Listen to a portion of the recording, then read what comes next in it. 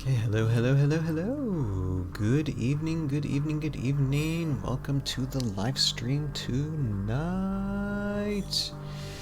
Here, let me get rid of this logo, shall we? Okay. Jeremy, go ahead and unmute yourself. Hello. Hello, hello. Good evening, my goodness. It has been a long time since we've done this, and for those of you It who really are has. it has. For those of you who are watching on a live stream or retroactively on YouTube, um, we're doing things a little bit different tonight. And first, we'll introduce ourselves. Hi, my name is Ryan Wilkie, creator producer of Tales of Valhalla: The Aftermath Chronicles. The reason that you're probably watching this live stream is because of ToV. And we released the second season, like all the episodes of the second season last week. Yes, finished that. And we have a special guest tonight. So Jeremy, go ahead and introduce yourself. Well, my name is Jeremy Unit, and I have been helping out with this project since it first started. It's actually the series back in, was it 2015? I think it was. It, I think it's even been like several years because Yeah, 2015 yeah, is it's when we been, started season 2 and 3. Actually, yeah. we were Wow. just finishing So season 1. even earlier, yeah, it's been a minute. Yeah. Um, no, I offered to help out with it's kind of like the Heroscape lore behind Tales of Valhalla, and I was invited to kind of like give background story and everything like that, kind of like discuss the history of the game, and have been watching this project grow and become phenomenal over these years. So, and just really excited seeing the season 2 finished and everything like that. So it's fantastic. Been around just kind of watching and supporting, and it's been a really cool thing to see. So.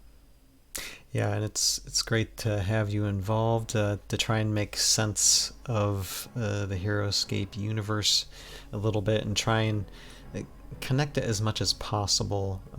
And I mean, usually on these live streams on Wednesdays, I'm doing a lot of production, video editing on the seasons, and I mean, last week we obviously premiered episodes 9 and 10 of season 2. And tonight, I just wanted to have a little bit more fun before going back to production next week, because I have already started production on season 3. I mean, we have been in production on season 3 since 5 years ago, but I am, like, this past week, been animating. I'm getting a lot of the voiceovers for episode 1 of season 3 in line, so by Wednesday next week, we'll probably have video to actually throw on the timeline, or at the very least, there'll be some type of content. There'll be some type of work to do. To where we'll be able to get to see some things that are going on with Season 3, Episode 1 already. So already getting going with that. But for tonight, we are going to have some fun, talk about Season 2, and I thought about this... I thought about doing this a long time ago when it came to when these seasons would come out, as we go back, talk about some of the lore and aspects of some of these episodes. Oh, excuse me a second. On these live streams, if you don't know, it happens a lot, and my burps sound gross, so I mute myself every time I do it. Anyway, and then my train of thought goes away. But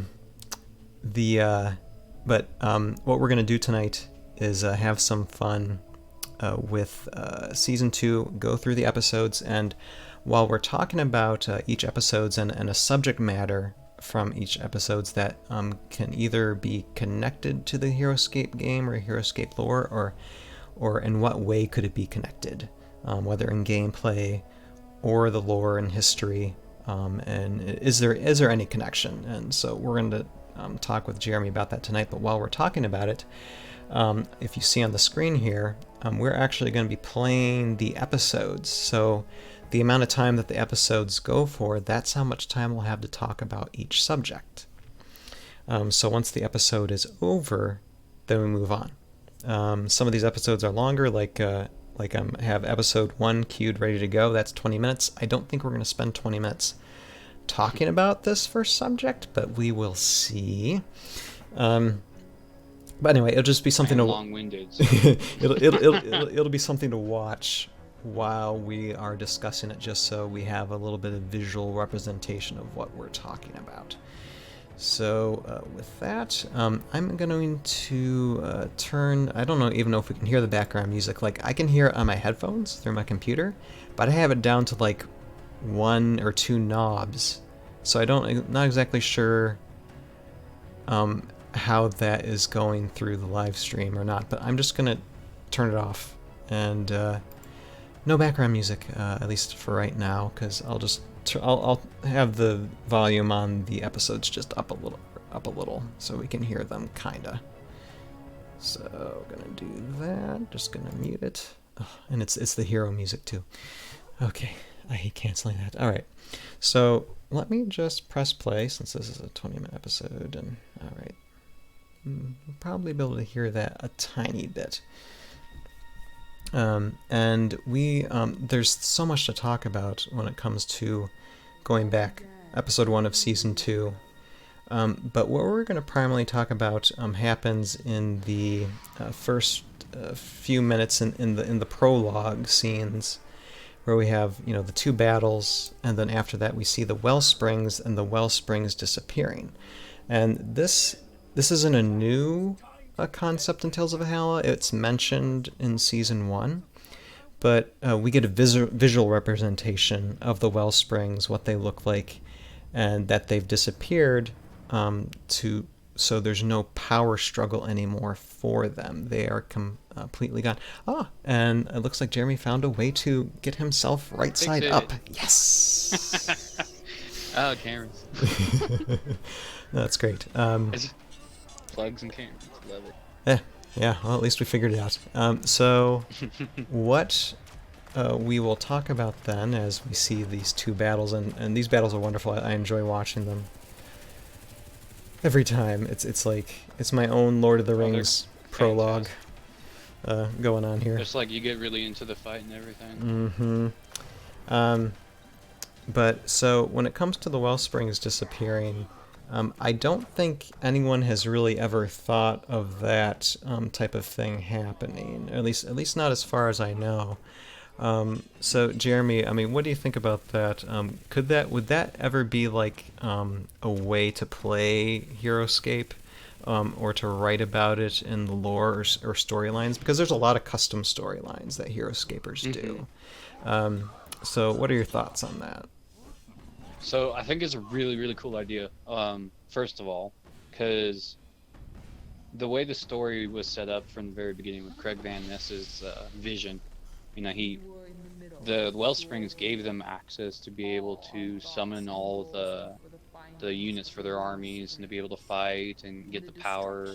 And most of the time, it was always about the Wellsprings. Everything that they did, every fight that they encountered, every effort they made was to secure another Wellspring. So when you play the game, you play as one of these, and your mission is to make your armies and fight the other person and take the Wellspring, or take a secure passage that will let you get to Wellspring, so on and so forth. In every effort that you did in the game, it was towards claiming these Wellsprings, but never have they said, and never have they brought it up, what would have happened if they lost their power, right? There's no, there hasn't really been a mention of it, and Wellsprings being a natural part of the planet could eventually dry up. We have these situations in our own life with aquifers and stuff like that drying up, or just like desert effects, things like that. So if we're talking about a natural source of water that imbues magical powers drying up, then essentially all those powers are gone, and anyone that's affected by them would also be affected as well.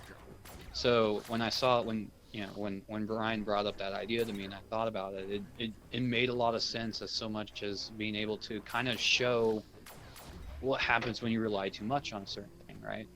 So I thought it was a really great idea, and I'm definitely behind the idea of considering the what if scenario if the source of the powers of the Valkyrie were to vanish. So Yeah, Really, and really cool. what would be the consequences of that? I mean, because you would have Oh everybody yeah. who has been taken to Valhalla. How are they going to get home?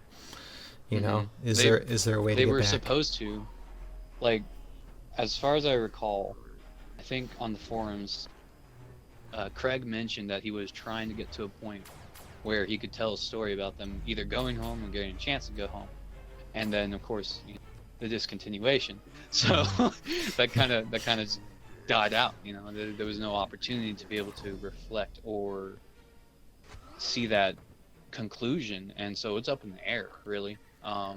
Anyone and anybody who wants to try to figure that plot out can write it out and see what comes of it, and it tends to lead to a lot of really cool scenarios, really cool opportunities to play the game. But as it is, there really is no ending to Heroscape. The ending that Hmm. there is are the ones that you create. So this is a really good kind of like segue into a story that can eventually come to a completion that would actually have some sort of like conclusion that would work versus kind of just the open-ended scenario that uh, has, that has been left behind Hmm. and has made us sad, wanting to see more and understand more about the plot, but we won't get a chance because it's kind of the series was discontinued. Yeah, and I mean, and for those of people that like either get the hints or not, I kind of like time it to where the well springs disappear when the game discontinues. Um, it's kind of like a nudge towards the companies a little bit.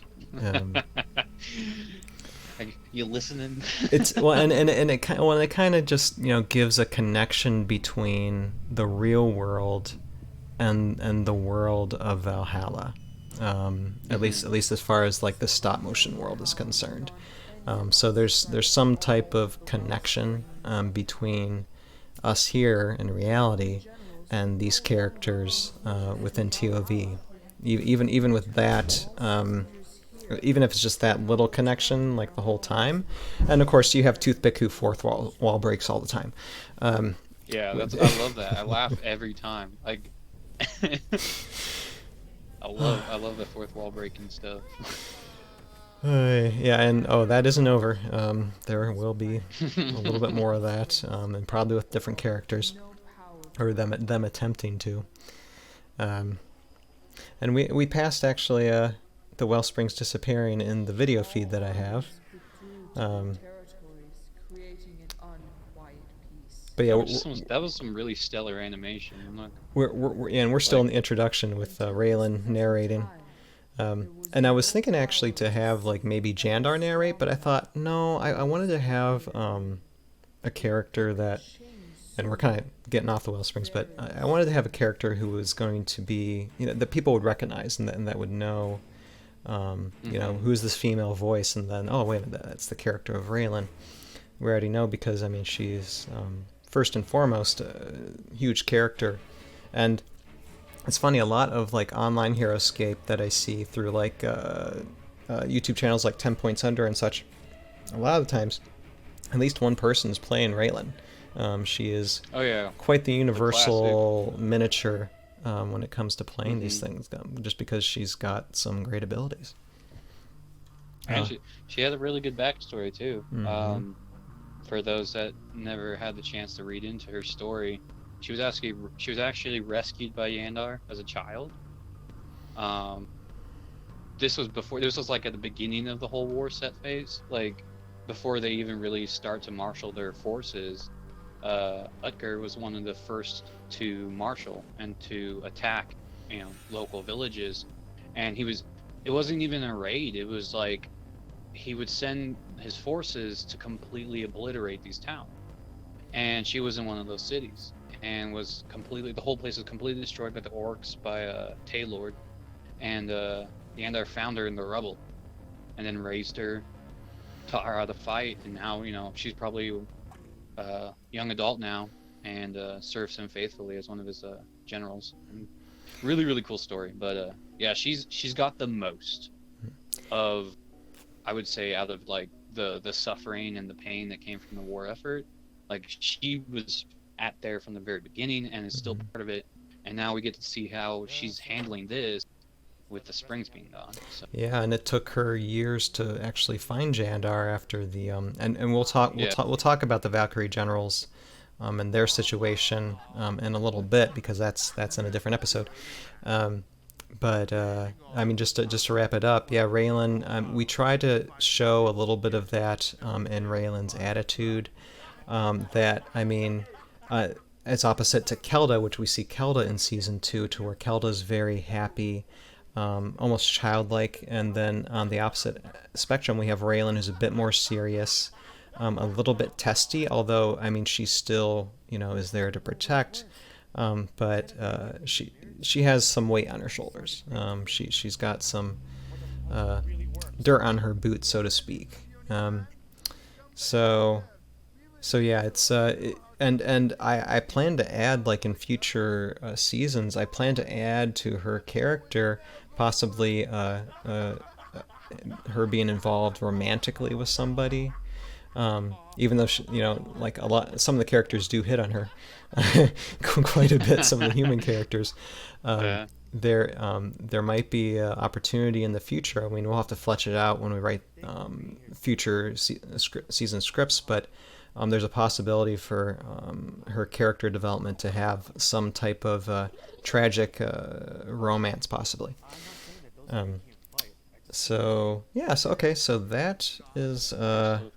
that is about the Wellsprings disappearing and what it means for this universe. So let's move on now. Yeah, we're only 10 minutes into episode 1, so I am going to just stop it. If you want to see the rest of the episode, it is on the Tales of Valhalla YouTube page. Just Check it out. yeah, check it out. Go to YouTube, type in the search bar Tales of Valhalla, and just find the season 2 playlist, and you can see all the episodes there. So let me go ahead, and then I'm going to move forward to episode 2. Let me just play this, and the subject matter will be where the Airborne Elite are visiting the dead city, and I spell this wrong. It's Laur, and it's Lar, right? Is that how you pronounce it? Lore. Yeah. So here, hold on a second. Okay. And so we only have 6 minutes to talk about this in this one because this episode is only 6 minutes long. But yes, just to start out, and I'm just going to pause it a second so I can give Jeremy a few minutes to talk about this. But so we have the Airborne Elite traveling like on a quote unquote day trip just west of where they're located to a city that supposedly has a glyph they can recover, because it's these guys' job just to get glyphs. They're basically the garbage men of the Jandar faction. Tactical recovery. Exactly. Nobody really cares if they go out in a blaze of glory, because more than likely they're not going to be in any type of situation just getting glyphs that are possibly meaningless. But we all know that's not going to be the case. Yeah. And so they go inside the city, and I love the concept of having the city, because you just see them outside of it when they walk in, and you see that there's a bunch of ruins. But when they actually go inside it and getting chased by orcs, you realize that this is a big maze, and they're trying to get out at the same time dodging orcs, and it turns into a little bit of a claustrophobic type of situation for them to get out of this, and they get separated. But when it comes to the dead city itself, I know that Valhalla itself has like civilizations to where that have been wiped out, rebuilt, wiped out within the story. So in that region of Valhalla, Jeremy, I'm going to just start this episode again. Would there be like a city like this that's in ruins that the Urban Elite could experience, like within the actual history of Heroscape or within the game? Could that be a game scenario? I would think so, definitely, because Lauer is set. If you get a chance to check the map out, and what's really cool is as you watch this series, Ryan's placed the map like kind of like you get the zoom in action. You kind of Mm-hmm. see the camera zoom on the different regions And it provide a little that they are currently flash at. on where the scene's going to be located.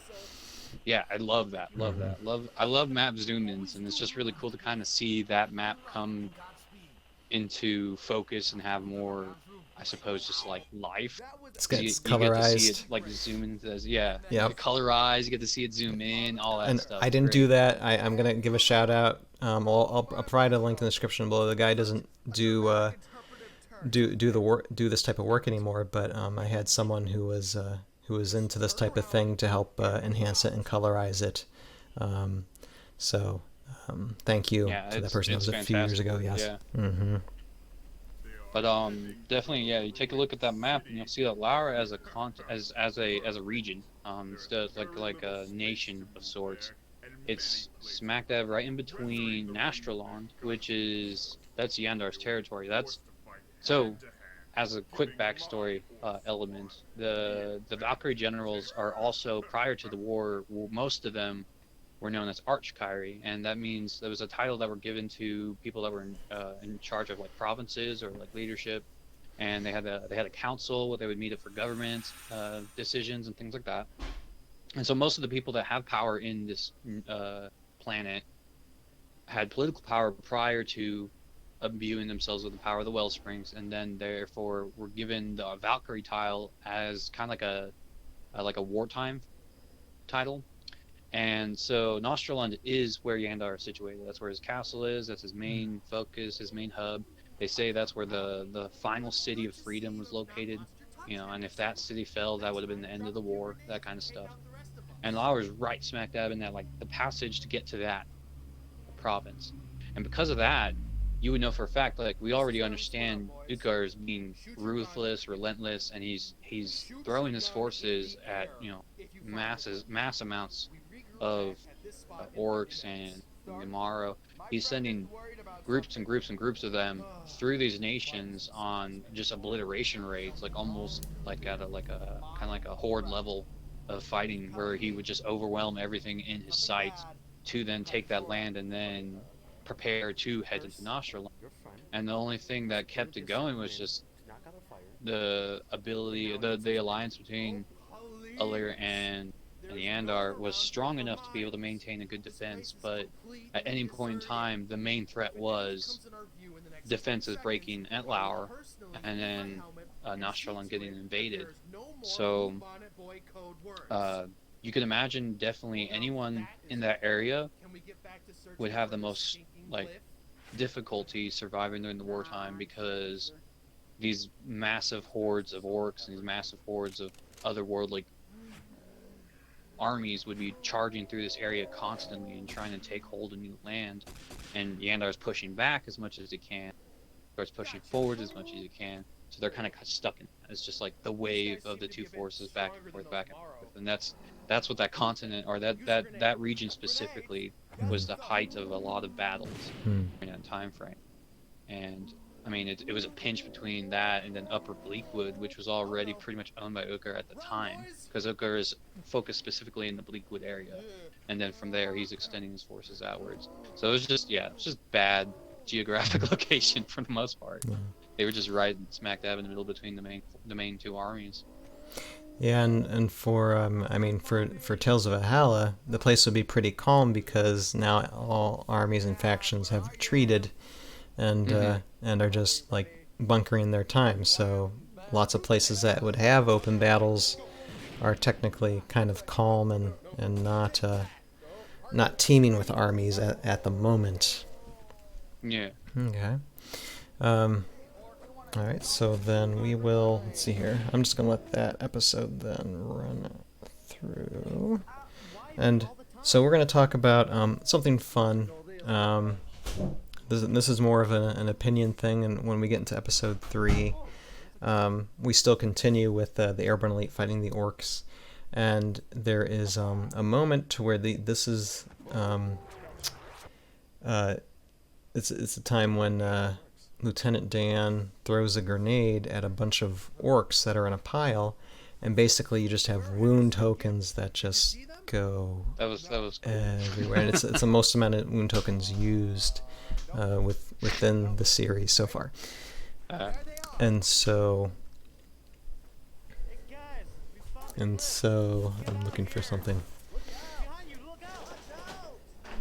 Um, and so what would be interesting to know is that I know like wound tokens, it signifies like, you know, the life points of someone in here. Let me get this.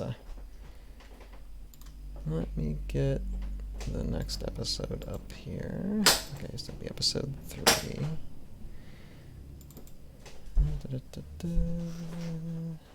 Awkward pause. All right, there we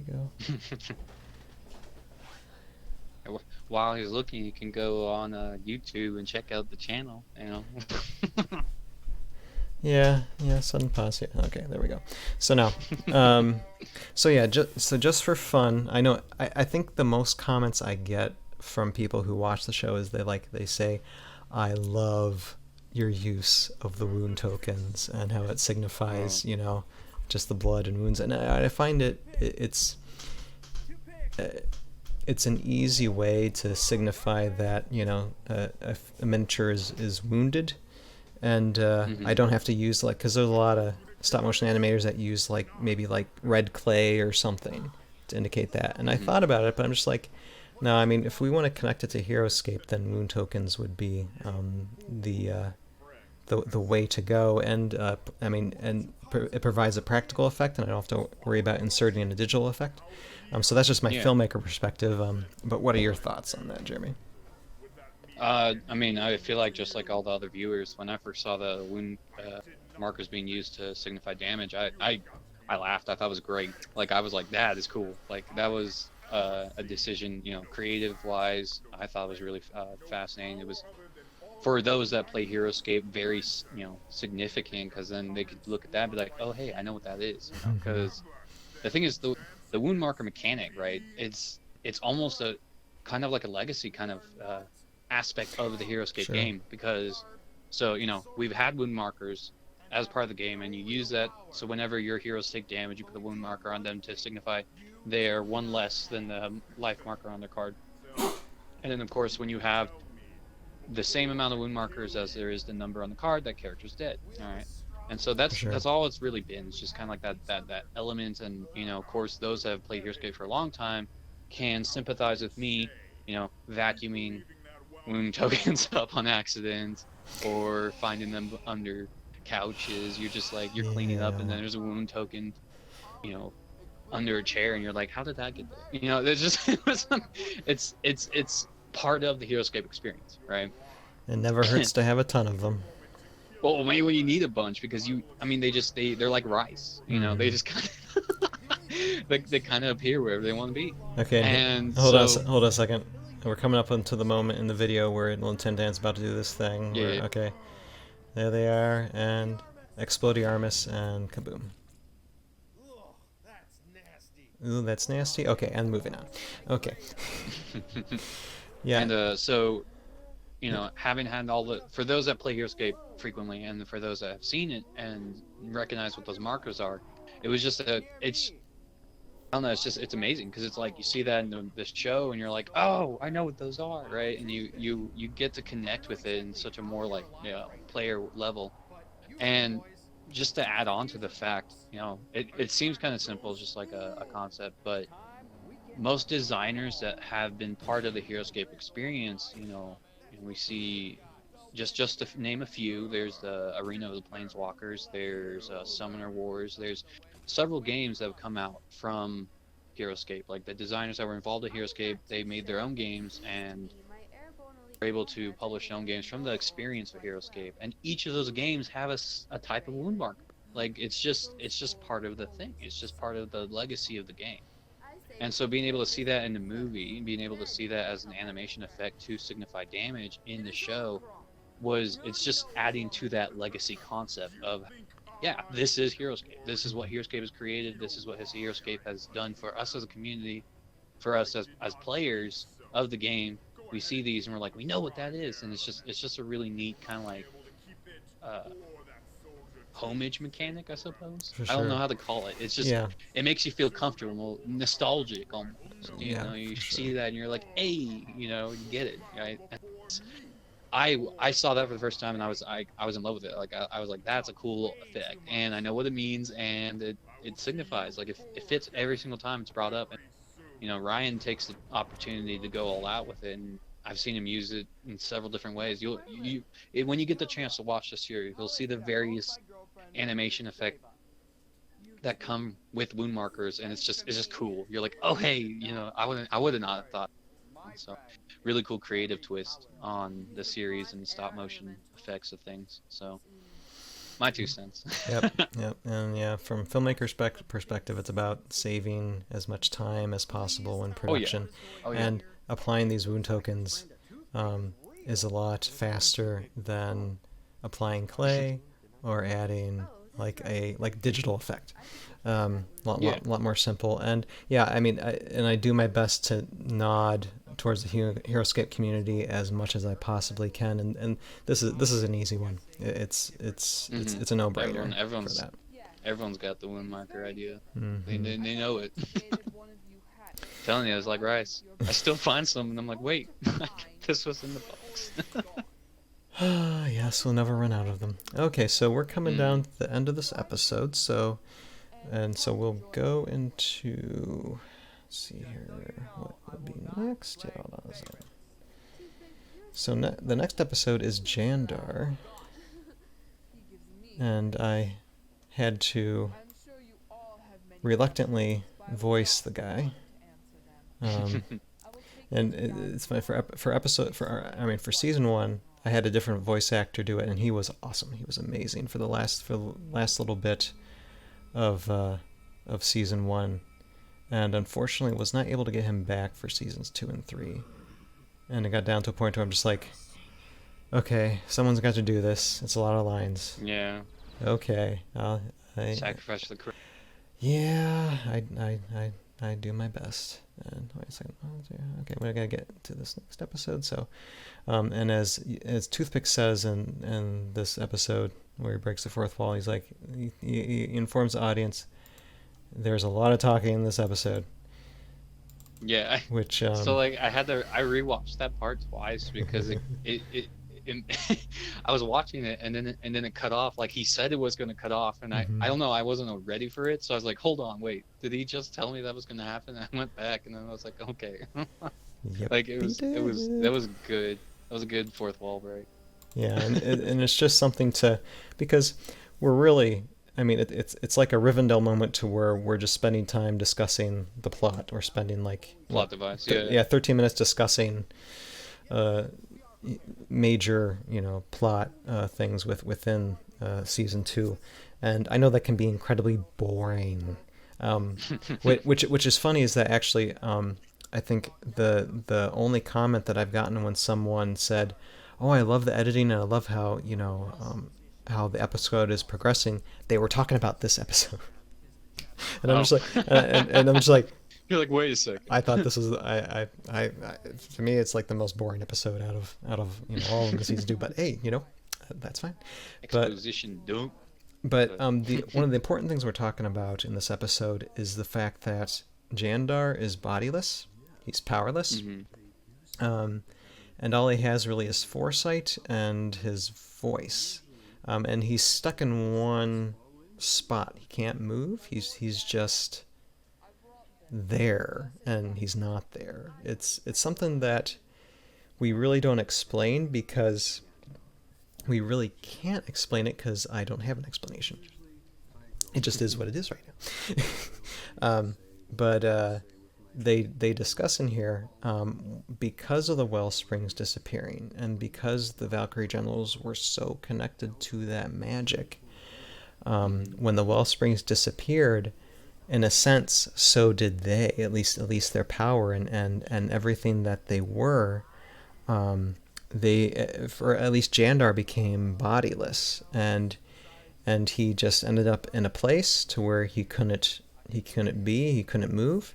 And like I said, thank goodness Raylan didn't give up finding him and yeah. find him he did, and so they discuss, okay, what is happening then with the other Valkyrie generals. So it's just an interesting concept. It's something that I think is just a chain reaction of what would happen if the Wellsprings would disappear.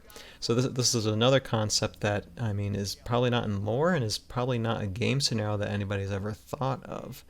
Um, but for me, my primary reason to do it was because of the fact there is no miniatures for any of the Valkyrie generals. Hmm. I mean, there are custom miniatures and stuff, but as far as like from the actual game itself, there never was. So I needed to come up Yeah. with some story to include the generals, but at the same time compensate for the fact that there are no miniatures. So that was my technical mind speaking, but it did come up with a great way to tell the story and really give um, these these miniatures that are in the game, like Raylan, the Airborne Elite, and others, a little bit more of the forefront and their chance to control more of the events within the world of Valhalla, because it's technically out of the Valkyrie General's hands, at least as far as we know. Um, so, so your thoughts, Jeremy, on this? Like, what connection it could have with the lore of the game, and yeah, thoughts in general. So I really, like I mentioned earlier with the idea of Wellsprings drying up, and I heard the idea of the Valkyrie generals not being physically present. I thought it was a really cool method to explain their situation, as well as, like Ryan explained, being able to help out with the fact we never really did get any units for them. I think there's like one drawing per general, if that. Mm-hmm. There wasn't a lot of like material provided for their appearance. They were at the fore of most of the effects in the war and the situation, and there's plenty of voice speech moments where they talk and people have recorded their speech, but there's no like physical, appearance of them. I think Yandar is the one that got the most because he was in With the the cartoon, webisodes. yeah, the Yeah, original they cartoon, showed yes, him, yes, they did. and so that's pretty much it. Like, and we can't have the images. So the idea of that the well springs affecting them as well was a fascinating story plot element that I thought was really really cool. Essentially, what's going on here, to help kind of explain the reason why is that the well springs, when these characters drank the water, right? It was essentially mutating. It was giving them it made them it made their wings larger. It gave them a sense of youth. It says that they stopped aging. That was a big part of it. They stopped aging. All right. So they're without. So here's for everyone that's watching, just to let you know, I like to get really deep into certain things, right? I like thinking of the science beside certain things because it helps. It just seems a lot cooler that way. Because it's the best way to explain it. So when you think about aging, right? Essentially the idea of aging is that your cells stop having the ability to replicate.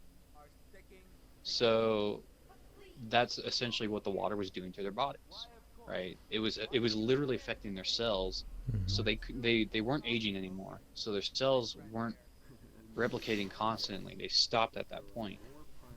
So you being able to imagine if the water is affecting their cells directly, if it dries up, then their bodies would dry up. Their bodies would vanish. It essentially calls into it if it affects their age, if it affects their body, if it mutates them and it gives them powers, when that water's gone, so is their power. And so when, Ryan was explaining this to me that this is what was going to happen to the generals, I thought it was a great idea. It made a lot more sense and being able to tie those two elements together. It makes So scientific yeah, sense. I mean, it makes science like you take the science of aging and you figure out how the water is affecting aging, and then you dry up the water. I mean, so so it works. I like it. I thought it was a great idea. So And you think I'm smart when I'm doing this type of thing, but most of the time it's just an act of desperation. Just like, okay, what do we do? Let's do this and see if it works out. No, and this is why the pre-production process is so important. This is why I'm so glad I have Jeremy on my team, because I think we had a lot of ideas starting out, and when it came to flush out what worked and what didn't, uh, Jeremy was very instrumental in helping, like, okay, this would make more sense than this type of thing. So um, it got to a matter of okay, then this is how we're going to work it out. So yes, I'm always forever thankful. Otherwise, if it was just me, um, yeah, I don't know what would happen. So like I said, I'm glad I have a team. It's good to have a team. Um, Oh and, yeah, team. yeah. Yeah. I'm just obsessed with lore. So I mean, It helps. It helps a lot. It helps to have someone who knows what they're talking about things. I just like to animate things and have things blow up. And some people are just like, oh, Ryan, throw a little content, something that people will relate to in there, and then it'll, then it'll be attracted more. Oh, okay, that works. Yes. So okay, well, great, great. Yeah, and I mean, it'll be very interesting in the future when we have more Valkyrie generals. And I mean, since not many people will watch this, I'll just say this as a spoiler. Uh, Mr. Jeremy is going to be voicing Vidar or Vidar um, in the future. It's only going to be for practically a moment during season 3, and very close to the end, but it's basically a window towards possibly more things happening in future seasons. And we kind of actually see a hint of that too in episode 10, to where you have some of Vidar's faction, attacking. task force. Yeah, attacking the Morrow Stingers that are controlling one of the wall spires at the Valkyrian border. So we see that kind of hinted that Vidar is already making moves and securing locations for some reason. That's hinted, and we might know a little bit more about that come season 3 through different characters within Vidar's faction. So anyway, that's a spoiler. Those who watch this will glean that information, and those who don't, well, they'll just be Yeah. they'll miss the opportunity and be pleasantly surprised when they find out, if they do. When I show. Hey. Okay, so we're gonna go, since episode's almost over, so we are going to move to episode 5, and this will be a fun one to talk about. Okay, let me get to. So I'm just going to move on to this one then. So this is well, actually no. I like seeing Kimoshi at the end, so I'm actually going to skip ahead here. Okay, enough Jandar talking. We're just going to go to the end of episode 4 here and kind of see Kimoshi, because we're not really talking about Kimoshi much in this. We'll be talking a lot about Kimoshi come season 3. Let's see, let me get to it. Okay, I don't want to waste too much time. Okay, so 20 seconds left. Okay, there we are. So we're seeing this fortress and Kimoshi. I love the guy who voices Kimoshi. He does a great job. Yeah. It's about as It was a good close voice. close as the animated Kimoshi's voice as you could possibly get. It really is. Okay. That laugh gave me a bit of, like, Yes. it was chills. Oh, That was a good laugh. Michael does a great job with it. So anyway, okay, but so for episode 5, there's a little bit to where we have our heroes, our gang, our fellowship of Yandar's people, going into Uller, because they need Morsbane's power to teleport them to the Takala jungle. So we notice that Morsbane likes to talk a lot in this during this scene, and what he likes to talk about is his own backstory.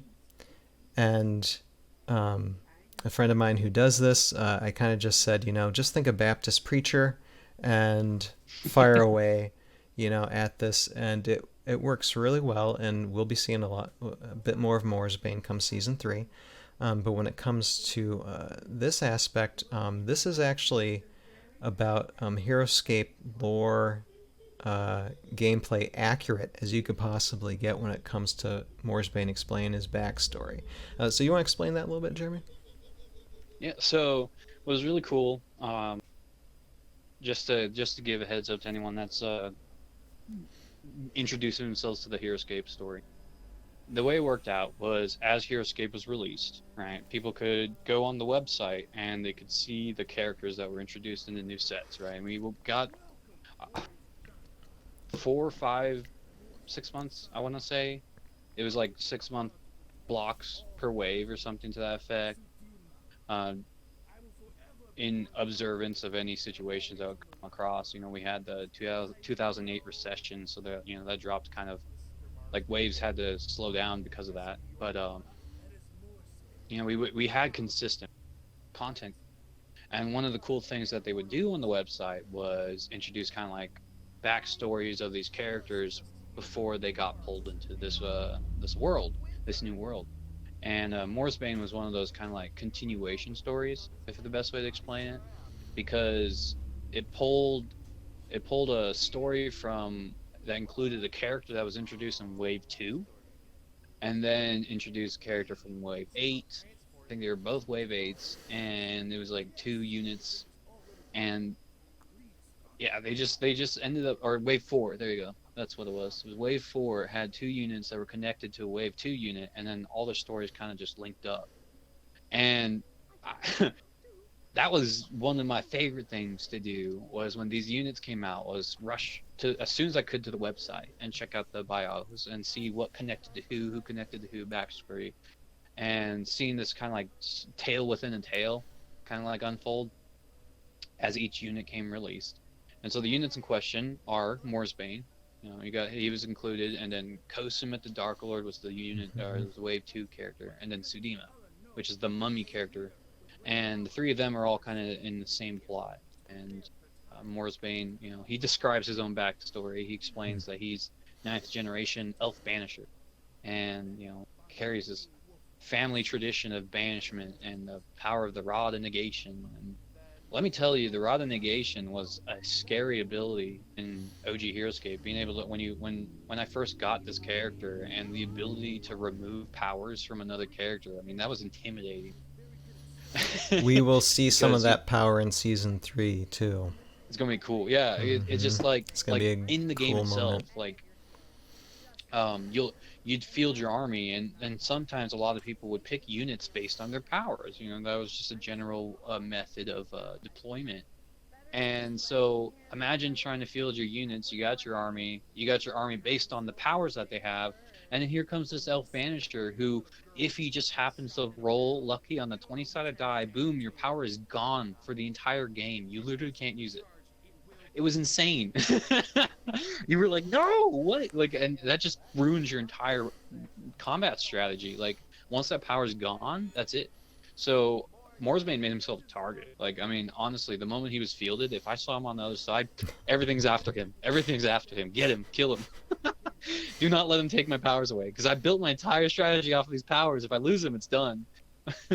But yeah, the whole plot that he describes in the episode, it all comes from these units. They describe them in their bios. Sudima was a threat. The Banishers had to face the threat. Kosumet was as a member of the Wolves. He joined forces with the Elves to fight Sudima, but at the last minute betrayed Marhana, which is Morsbane's mother. And then, Mm-hmm. because of that betrayal, Morsbane was then became the uh, heir to the banishment, or the Rod of Negation. And so he mentions that in his story. He's like, Mm-hmm. I'm here to uh, get that vengeance, against He Kosumet wants and to make against sure the Sudima. whole world knows. Yeah, yeah, oh yeah, And definitely. He says that's it just in to the give show. him just that personality. I mean, it's a backstory. It's the original backstory, but you try and throw in the comedy as well, Oh, and it's great. for It's that great. character. Yeah, and we'll see a bit more of that with him come season three. And yeah, it's one of the things I look forward to is having him more in season three. And so we're actually it's a short episode. So we are done with this episode, and we're gonna move on to episode 6. So give me a second to get that. Let's see here. Da-da-da-da. Yeah, and this usually our live streams go on for an hour. It's gonna be a little bit longer tonight because we're only halfway through. Yay! Because I'm long-winded, I suppose. Oh no no, I'm running the time for as long as the episodes are. So no, we're doing pretty good. Okay, so now this happens at the end of episode 6, and it's Estavara, and Estavara shows that basically she's controlling the spiders that will end up attacking the Airborne Elite and Company in the next episode. And to do that, I show a glowing yellow eye from her, A really and cool then animation. I transfer the video to a glowing eye of the spider to make it looks like that she can see what they see. She's in control what they control, and I got that inspiration from the fact that within the game mechanics, she actually has a connection with the spiders. I mean, I don't know about if she has that in like the history of the lore, but we're about to ask Jeremy and see what his thoughts are on that. So we're going to have to kind of like dive into a different world for real quick. When it comes, just to give a quick explanation, around 2009, 2010, Pro signed the IP of Heroscape, the product of Heroscape was transferred over from Hasbro's offices to Wizards of the Coast, and Wizards of the Coast then became the official publisher, producer, that kind of stuff. And during that time frame, we were still dealing with the issues of the 2008 recession, like development costs and things astronomical. And Wizards of the Coast wanted to help promote the product, but didn't have the opportunity to put that cost towards new units and stuff like that. We wanted new units. That's what we were pretty much raised on. Hasbro spoiled us, right? We had about 8 waves prior to this transfer of IPs, and so Wave 9 came out and it was reprints, and we were like, huh, what what's going on? Where's our Heroes game? Or no, it was 9 waves, then Wave 10 was a reprint. Yeah, that's right. So 9 waves, all original. Wave 10 was a reprint. We started getting a little upset. A The lot of community people a was little kind sore of on that. Yeah, yeah, still sore on the that. community, we were still yeah, there's still debates on it. It's intense. I've seen them, and it's like but then right around wave 11, uh due to this, just the craziness of everything, right? Just costs or what have you, all the stuff behind the scenes that we're not able to really understand. uh Wizards of the Coast made the decision to field Dungeons and Dragons as the theme for the next wave, and that this was going to be kind of like a segue in a way that it would help players learn more about the Dungeons and Dragons world, introduce people into Dungeons and Dragons, and also introduce them into Heroscape. All right. It was like a sales tactic of a way. It was trying to get people to get more familiar with these products, and hopefully in that process would boost sales, so that way Heroscape would be able to get back to where it was before the recession. And so in theory, it was a good idea, and it may have not worked out as planned, but as a result, Heroscape became intrinsically bound to the lore of Dungeons and Dragons via the way everything else was being summoned in by the Valkyrie. The Valkyrie were summoning the characters from other planets. The Valkyrie started summoning characters from the D&D planets, right? And so Dungeons and Dragons have been around since this, correct me if I'm wrong, since the 70s, right? It's been a So while. we're looking at about 30 years of Mm-hmm. back lore that kind of just suddenly, Heroscape starts borrowing from, right? Starts picking out pieces and bits of that lore to add into its own world. And so, I mean, explosion, right? Like just everything that you could imagine that was available at the time started becoming part of the Heroscape setting. And so, having explained that, Estavara is a drow arachnomancer. And what the arachnomancer is, it was a prestige class. So we're talking about an option that was available after you leveled certain classes, base classes in the I think it was 3.5 edition was when they introduced prestige. And so you would level certain aspects of classes, so like a little bit of wizard, a little bit of this, a little bit of that, right? And then you could cash it all in into a prestige class, which would give you a very specific, very specialist ability. And for the drow, they would gain the Arachnomancer class. And an Arachnomancer is essentially a mage or a sorcerer whose entire magical base ties into spiders. And the reason why this is because the Drow worship Loath, and Loath is a goddess of spiders, right? She's essentially a demon queen, right? It's the lore is intense. Loath has been around forever, right? Like Loath is older than I am, so it's like, and Hmm. her story has been she's been a goddess, she's been a demon, she's fought demons, she's sided demons, she's fought gods, she's been all over the place, right? And the Drow worship her. And if you get to a certain point where, she considers you valuable, she gives you the ability to command spider, which is her domain. She's in charge of spiders. Every spider obeys her order. She's represented by spiders. There are curses that come from her. Like if you gain her dis, if Loath hates you, she turns you into a spider. Like that's the thing. Like she's just spiders are all about her sense of self, her identity. So drow who reach a certain degree of respect in the religion, in the culture, and in society gain the ability to control spiders. So that's why Estavara has that ability in the game, right? She was summoned in as an arachnomancer, so now spiders obey her every command.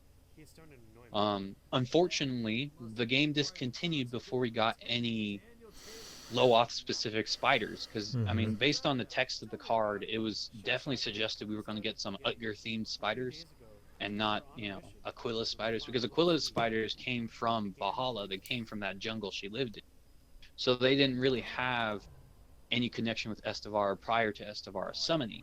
So we there were definitely opportunity. There was plans for spider units, additional spider units or arachnid units that were going to be more Uther themed, more aspect of Loath, maybe something like that. Which all things considered, even in a plot, like even if it never came to be, for those that are writing backstories and fan fictions for Heroscape, consider this.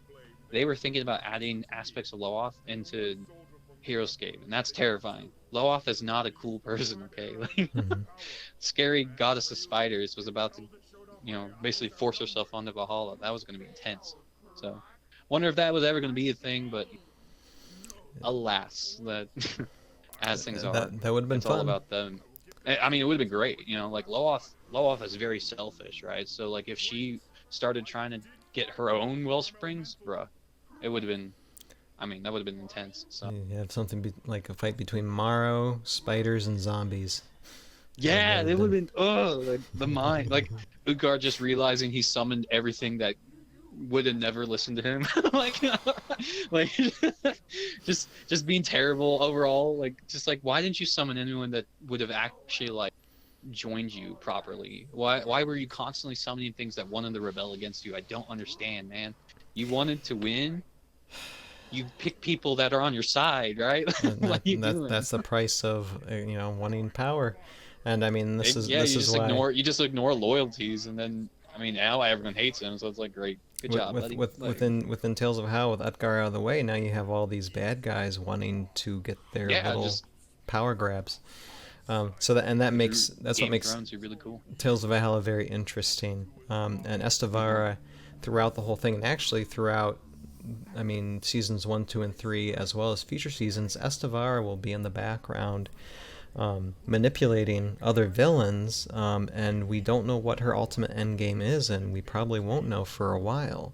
But it's interesting just to have her as that character, you know. Hmm. And and not only will she start influencing bad guys in season 3, she'll be influencing some of the good guys too.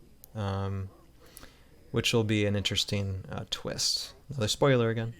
Um, and we're getting to the end of this episode. So yeah, and so with when it comes to I know it's like she doesn't control the four leg spiders directly. Within the game mechanics, I think they get like some type of boost, right? Or she gets some type of boost for them. Is that right? I actually I brought the card Oh, so there you you can go. take a look at it.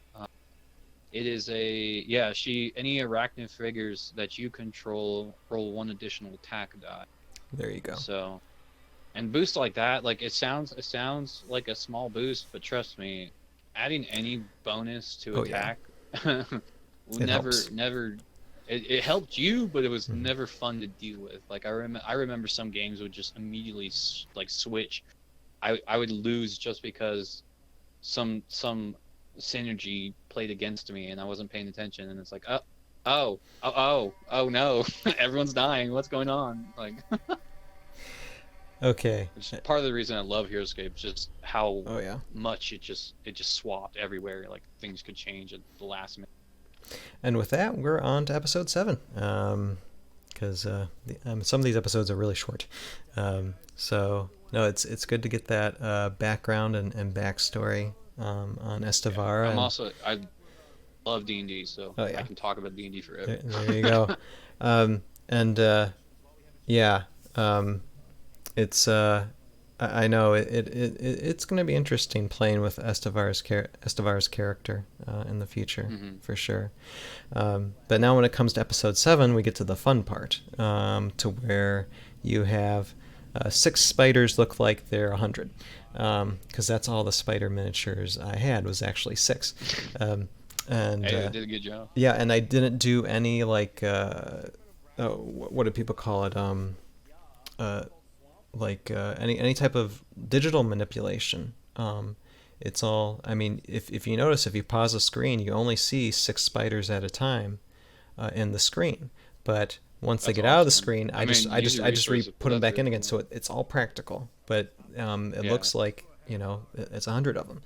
Um, but great job. Really during good. this fight scene, which is I think it's one of the most fun fight scenes out of season 2.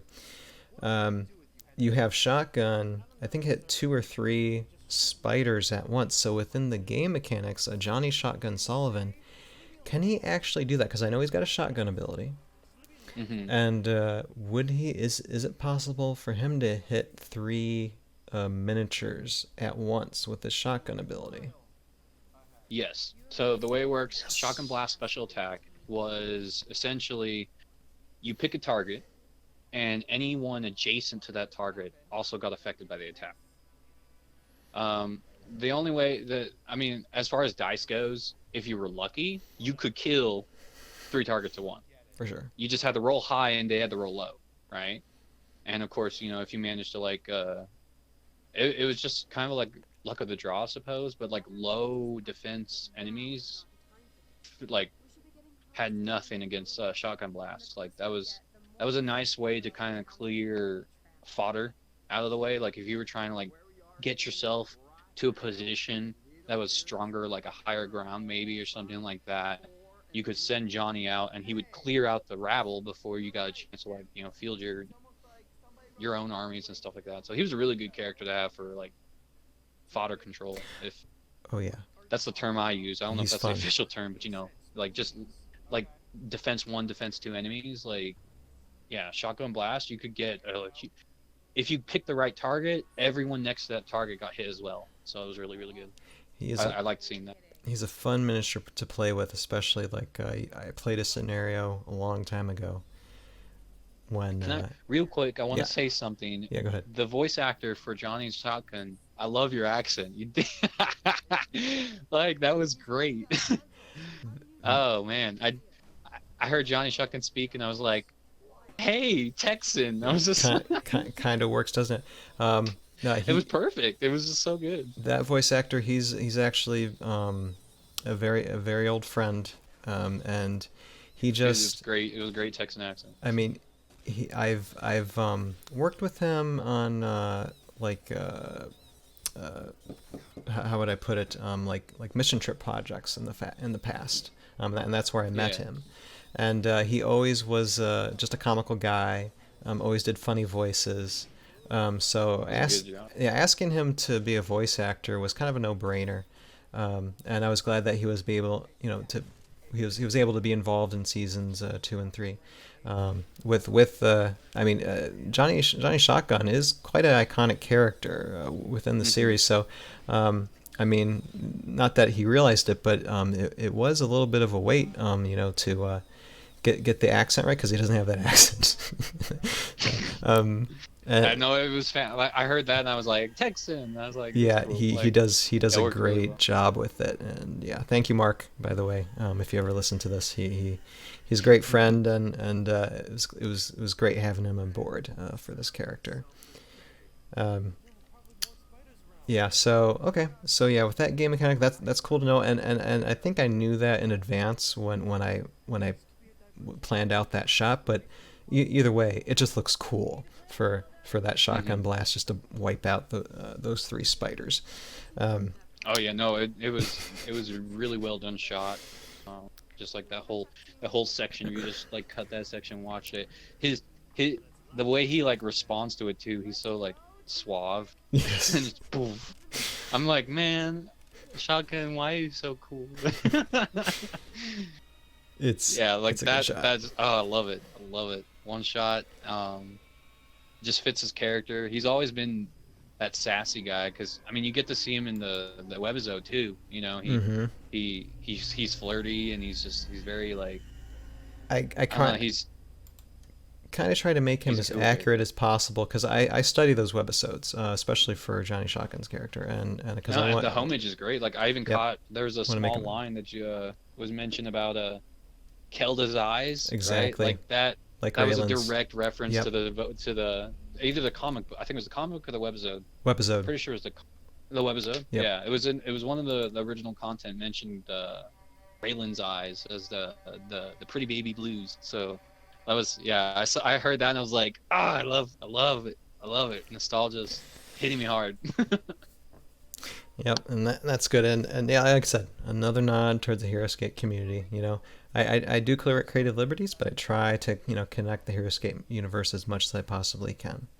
So now we're moving on to episode 8, and we're talking about because now this is a fun fight scene because we're dealing with elemental power.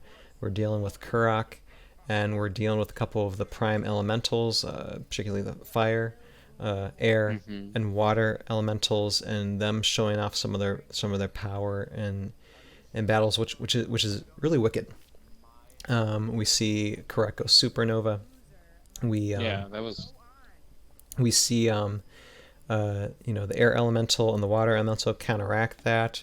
And when it comes to the connection of these characters, and the reason why I say prime elementals, and it's explained a little bit earlier in season 2 that these are different from regular elementals. They are the primes of their race.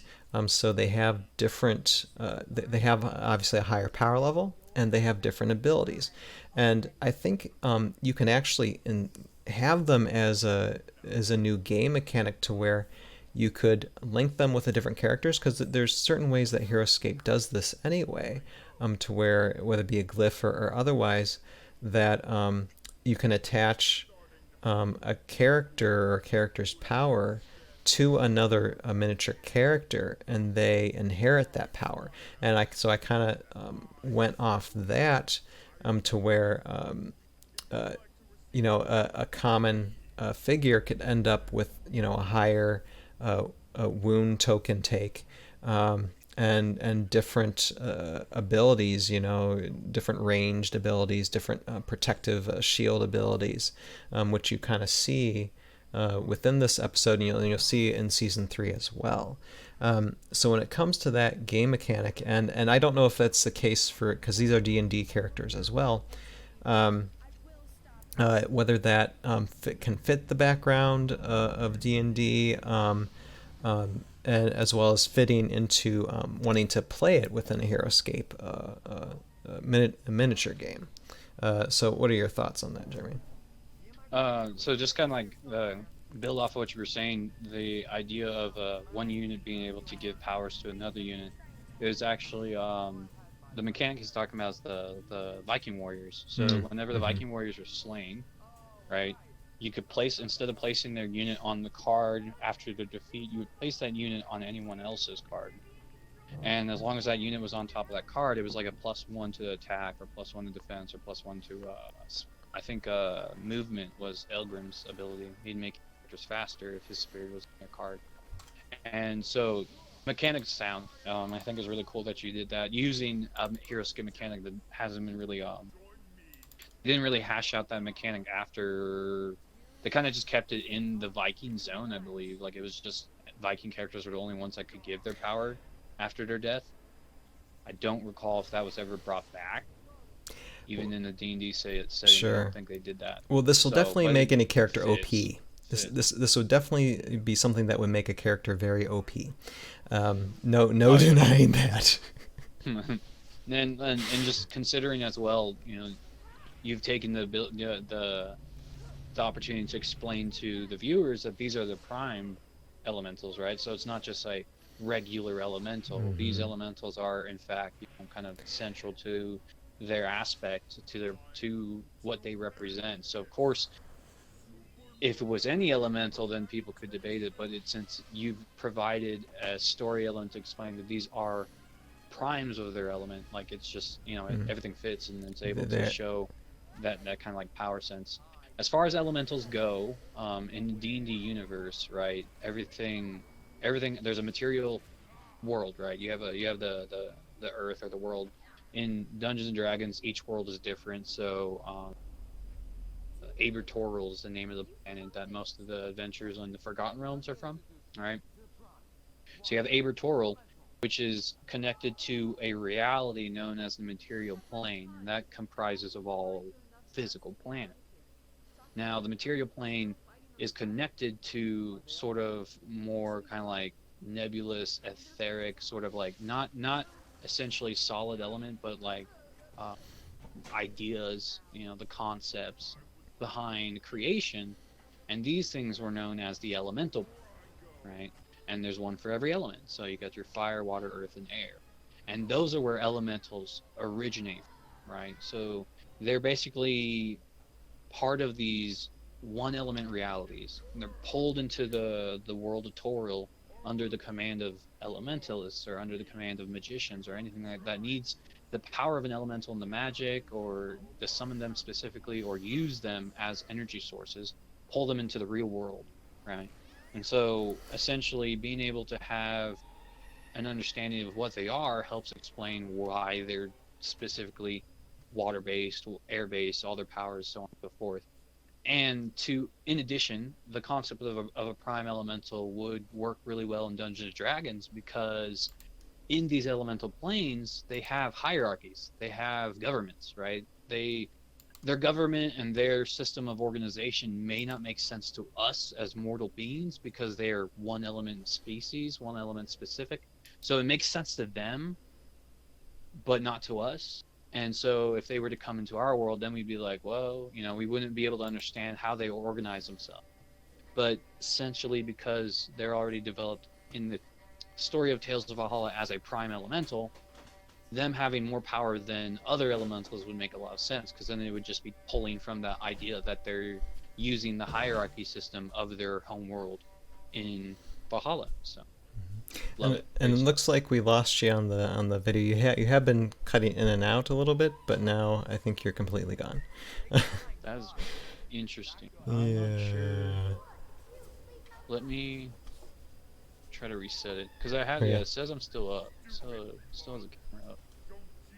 I'm gonna reset real quick. Okay. There. Yeah, because I mean, it says it's still green. Oh no, I'm actually.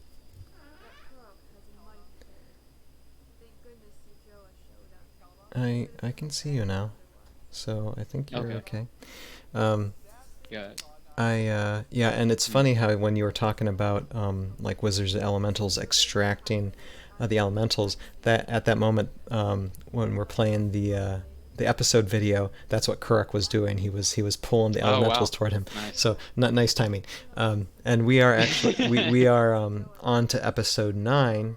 And I just want to say before I move on to the next subject is that like the power level of these primes, in my thoughts, it's not talked about in the seasons at all, but I'd say they're the equivalent of like 20 regular elementals Yeah, and of the that's class. very much possible Hmm. in the lore of Dungeons and Dragons because the elementals are in fact the substrate of these elemental planes, right? They are in fact part of this reality they come from.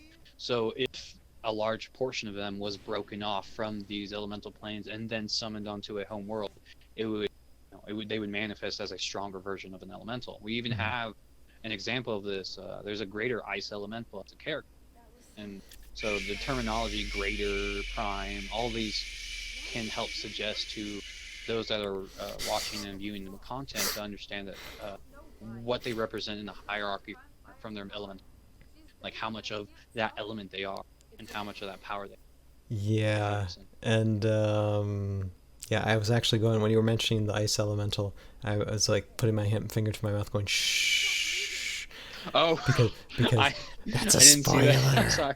That's a Well, spoiler. to be fair, it is a character in the Heroscape game, so I was Yes, just referencing that. yes. No, I I don't get know it. what it means. I don't know what it means in no, Tales of Valhalla. no, we have no idea. No, No idea at no. all. Possibly a character that we'll see in season 3. We'll have to Maybe. find out. Um, Conditionally. uh, but yeah, and yeah, and it's nice. Like we're actually seeing the moment in episode 9 to where Mariko is going through her own death scene, and then the water elemental saves her and becomes symbiotic with her, ultimately saving her life because Hmm. of the power level that she gets that power boost. Um, I like the attitudes of these elementals to where, I mean, ultimately they like to be left alone, but if they have to, they're gonna try and get help the people who are trying to help them. Um, Hmm. so and get connection with these characters, and when it comes to Mariko, she is a character that is outside of the Jandar group because she's not part of Yandar's faction. So this just gives her a little bit more of a connection to the heroes and to the characters. Um, and so yeah, and just ties in the elementals and their power and the water elemental itself and it coming into this series now at the end of this season. Um, and now the subject we're going to talk about in episode 9 is another fun one, and this is a connection with the Heroscape lore and game mechanics. It's a Tulbakra's teleportation ability. And what's shown in season 2 and at the end of this episode is actually pretty accurate to the lore and to the game. So yeah, go ahead and take it away, Jeremy, with that then. Yeah. Uh, Tolbrakra is one of those characters I'm sad about, honestly. Essentially, he came about around that era. I've described it a couple times throughout the live stream. That recession and then the weird IP transfer and then all the weird stuff that they weren't really able to release more content. And then when they finally got a chance to release content, it was D&D themed instead of original. Tolbrakra got like he didn't get his story because of that, right? He didn't get a chance to explain why he did what he did, but they kind of just dropped it on us out of nowhere. The development team, Sure. I think this was one of Craig Van Ness's original concepts before The they miniature, by moved the it over to way, Wizard Coast. it's an awesome miniature. It just Oh, it's so cool. he looks sleek and he just, I mean, he's tiny but he just looks You just dangerous. you want to know so much about him, Yes. and we have nothing. We have nothing. They weren't able to release anything. uh, I tried poking for that kind of stuff, like I've asked people in charge, like, hey, you want to give us that content? And I mean, I can't, right? So all that's left to us is just imagination. But essentially, Tolbakra, like we most of us were able to kind of like discern. I would get like I just from from his design and from what he suggested was that he's like a future version of the Morrow, Mm-hmm. like some sort of like the Morrow was always depicted as this massive swarm, this massive horde that was in active war on their homeworld, and then he came about, and it was just like based on the concepts that we understand from the Morrow, it was like a future where the Morrow won the fight, I guess, and he was just one of those like leaders or something to that effect. I mean, he has ability to attack you telepathically, right? Like he can Mm-hmm. hit you with the energies of his mind, and then he can just teleport. Instead of moving, he teleports, and then when he moves and then teleports, he can bring reinforcements at Mm-hmm. that spot he teleports. So it's just like you're like, what? Who is this guy? like, like absolutely no indication that they have gotten to this point in technology up until the point this character was introduced, and then we never got backstory for him. So it was just like, Yeah. so we're like really sad, but he's a cool character, and Yeah. seeing him teleport and do all those things fits with his idea of just like, I mean, he's sneaky. He jumps around all over the board, Mm-hmm. dropping enemies everywhere, He and makes for a good you, spy too, and that's what oh he yeah, kind of is primarily in oh yeah, season two, and then he takes more action at the very end here when he gets Toothpick and kidnaps Toothpick, which kind of goes with the game mechanic that he can transport other figures. So I'm like, well, mm-hmm, why not him transport an enemy so the enemy gets taken out of the field to the dismay of the enemy's allies.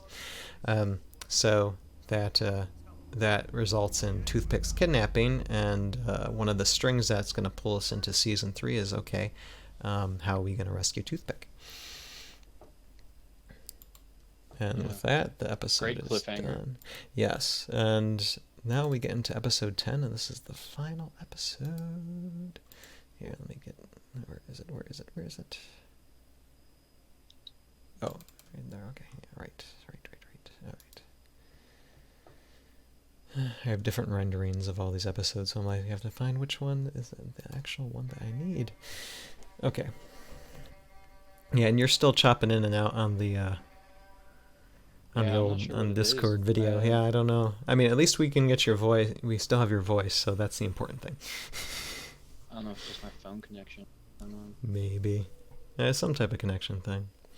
But now moving on to episode 10, and this is a pivotal story plot device, and we've been able to keep this secret to all one of you who actually pay attention um, uh, for this whole time, and that's the Airborne Elite's secret, and really something that can explain like the original Heroscape introductory animation video introducing the game to where you see Sergeant Drake Alexander fighting in France in 1945. And so many people comment on that saying, well, Sergeant Drake Alexander wouldn't be fighting in France in 1945 because they weren't fighting in France in 1945. They were further into Europe during World War II during that fight. They were actually basically almost completing the war then. So France was kind of like not a place to fight. So I got the idea to be like, well, what if they were in France fighting, but it was because they were acting out a play for the troops, and their primary goal was to sell war bonds in the United States, so enact these military things. Um, but but they traveled to Europe because the war was finishing, just to give the troops, a good a good hee ho or whatever. And by mistake, they were given live ammunition. Hence, this live grenade being thrown at Sergeant Drake Alexander in the video, and instead of it being a fake, it's actually real. Hence, Jandar transporting them, or they would have, died from that quote unquote accident, as Lieutenant Dan says when they're talking. So I try to make a connection with that original Heroscape, and it gives people something to think about with these characters that Maybe they weren't the best of the best. They were just actors, which is even worse. um, but at the same time, they're there, like Kelda says, you're here, so you must be here for a reason. Um, and so I don't know how this influences the game mechanics, because it really doesn't, because they're still just guys. But Hmm. as far as introducing something into the Heroscape background and backstory, it's just something that I wonder what Craig Van Ness would probably think about this if he ever knew about this type of storyline twist. But what are your thoughts, and what about what are people's thoughts about that specific animated video, and how the Airborne League comes into play with that? I honestly, I'm not very well versed, and with just like World War II stuff. So I remember you mentioned that earlier with your during the live premiere of 9 and 10, and thinking about it, I was like, that's a really, really nice opportunity to kind of use that material that's we've been presented and create something unique to the series, right? That works in the setting, and then just makes the characters much more relatable.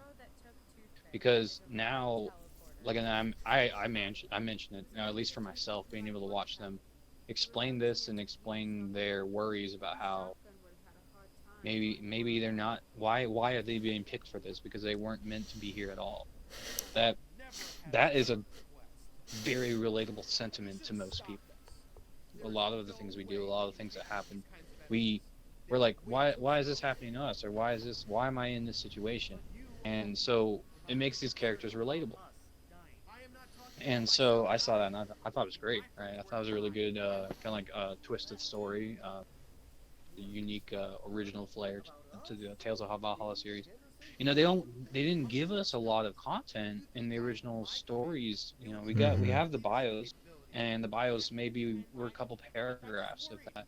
And poor Craig Van Ness, he even explained. He said that he was the original writer of the bios, and he admitted to not doing as well as he could have. Like he said he wrote them, and he didn't like that he wrote them. And so when Colby Dodge, he's on the Heroscape forums, Truth, he Mm-hmm. was given the position to write the bios, and I think he wrote Wave 8. I want to say Wave 7, Wave 8, Swarm Tomorrow. Those units, those got Colby Dodge's writing, and definitely you can kind of see the shift in the tone and the story, and Mm-hmm. the elements being used to explain the story.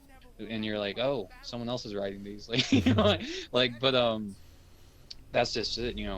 The original characters, more so, if anything, right, were homages to things that Craig Van Ness liked more than actually having kind of like historical basis. So Mm-hmm. you giving them this backstory make them gives them something that people can relate to, gives them something that makes sense, and it's really cool to look back on and think about it. You're like, yeah, that was a case back then. People did have performances for war bonds. They were trying to act out these scenarios so that way people would invest into the war effort. Mm-hmm. It's something that it gives a lot of context for people to think about, that who study these times, or anyone that's interested in the war, the World War II effort, kind of like learning more about that.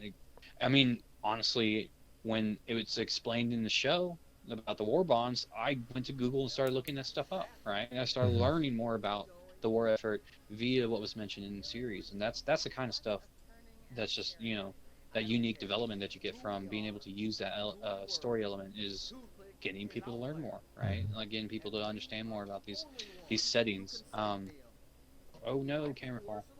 But I caught it. But I think I wish I can't recall off the top of my head. There was a movie. What's the really famous World War II movie?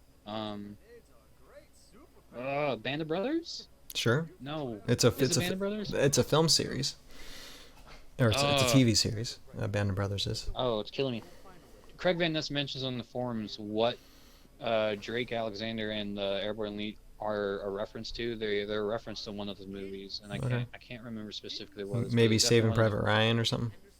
Yes, no, that's it. That's it. Saving Private Okay, Ryan. That was he said it was one of his favorite movies, for and so he sure. made the characters, to basically just be a homage to that, right? Absolutely. So so in all effort in all effort, right? So for Craig Van Ness, it was a movie reference, and for Tales of Valhalla, it's a reference to our own version. The version of the characters who weren't really actually soldiers, but now have an opportunity to serve an even better force or a better cause. So I Hmm. love it. I think it was a great idea and really a unique aspect to the Tales of Valhalla telling of the story.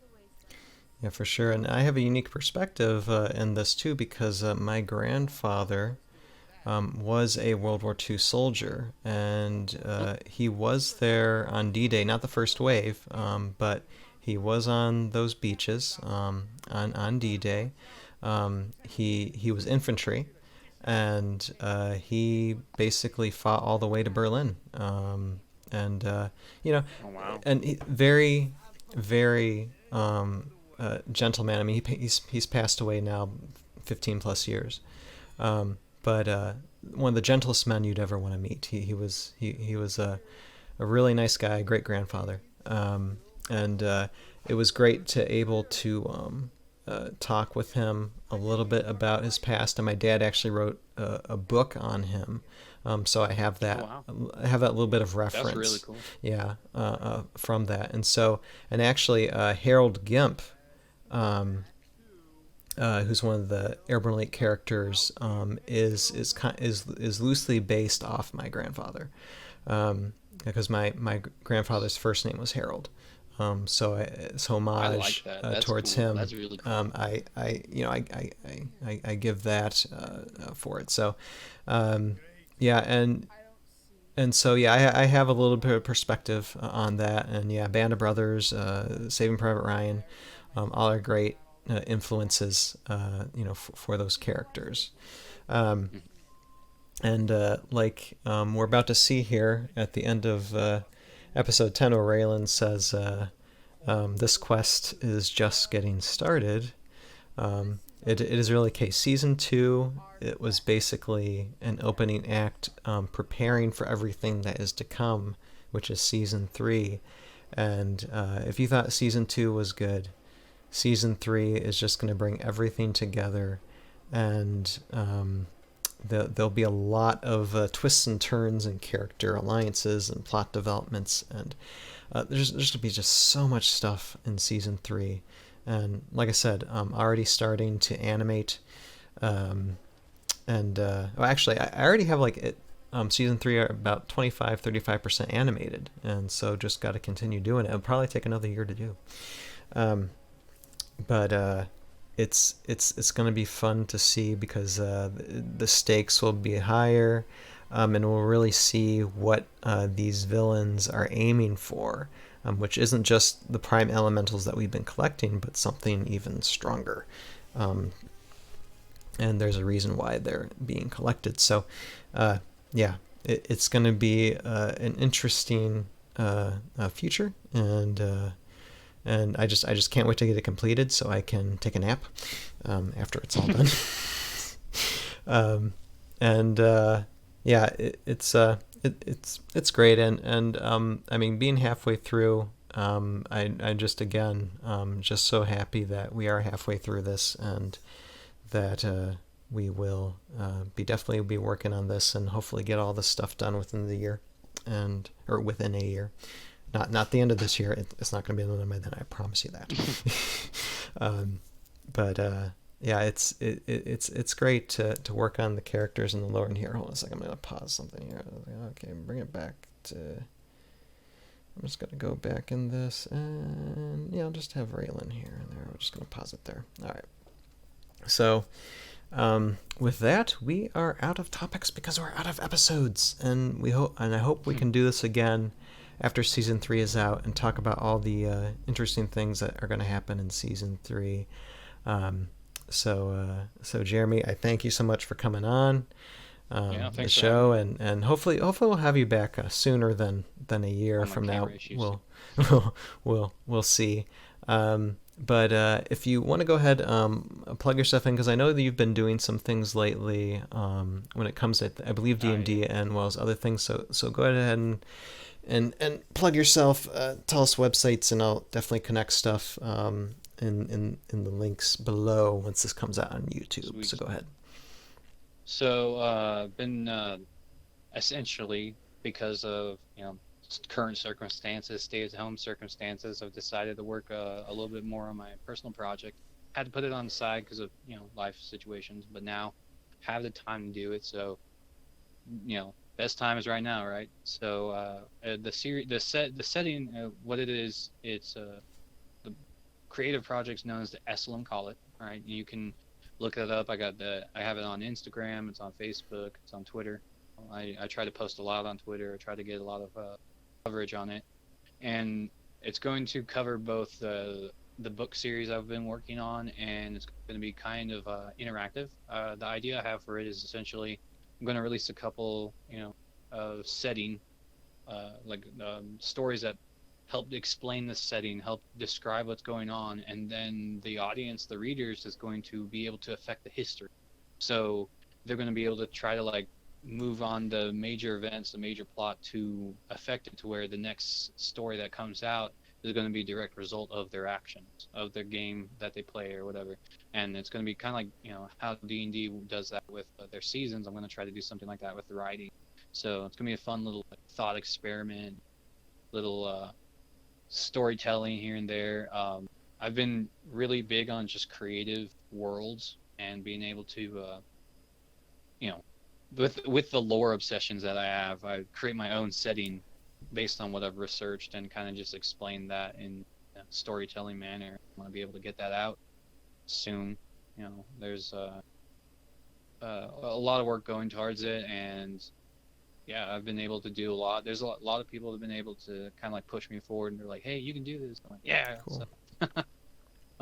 that so it's Eslim Call it. It's ESSALIM,